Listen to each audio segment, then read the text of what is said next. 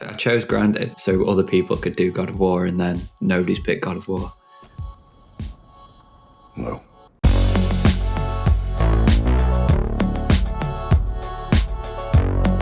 So it's a survival game that's kind of based off, is it 80s or 90s? I'm not sure. I was alive. I was definitely a kid when the Rick Moranis vehicle, Honey, I Shrunk the Kids, came out. Are you saying that machine blew up my kids? No.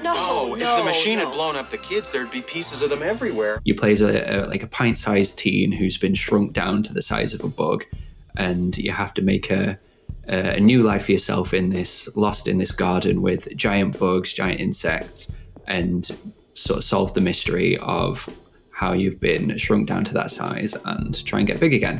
One of the reasons that I picked Grounded is because obviously it's from Obsidian Entertainment, who this year have put out Pentiment. In the past, they've put out The Outer Worlds, Pillars of Eternity, South Park, The Stick of Truth. A lot of people forget about that one. I thought that was pretty underrated. I really enjoyed that when I was like 19 or whatever. And obviously Fallout New Vegas as well. So Grounded is really interesting because it is this survival game with an extra layer of that Obsidian RPG charm on top of it.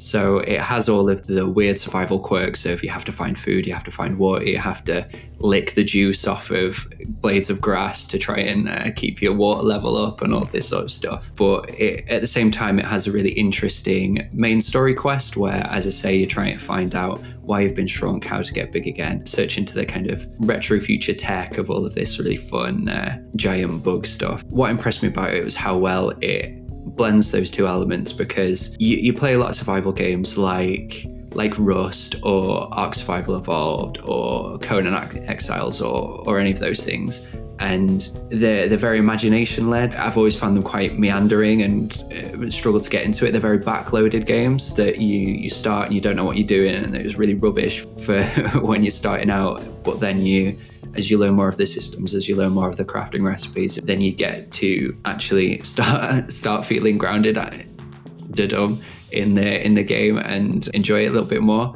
Grounded kind of smooths it out by having, as I say, this compelling Obsidian style RPG story quest where you meet some characters that are fun. I don't think it's a massive spoiler to say that the kind of main person that you're interacting with is this dude called Burgle. You'll either be fine or you will be dead. Who is a burger flipping robot who's been reprogrammed to be chief science officer of this laboratory. And I would absolutely die for Burgle. I love a bit of Burgle. He's great. You are not dead. It stands out in the world of survival games because it isn't as overwhelming. It isn't as huge. It's a lot more guided and, again, to use the pun, grounded, because it has this through thread of a main story quest that is interesting and you can use to kind of jog along your progress. You can go and explore with a bit more impetus rather than just faffing about trying to work out what acorns you need to smash or whatever.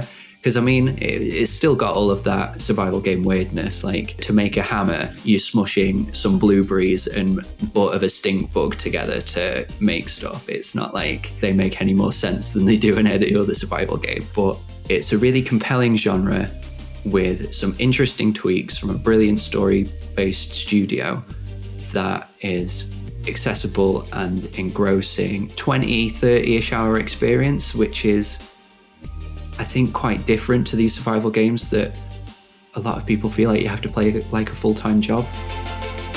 Stick with us because we're going to be showcasing all of our games of the year every day in the run-up to Christmas, by which point we will have decided what the site's overall game of the year is. It should be Pentiment, but nobody listens to me. It's fine.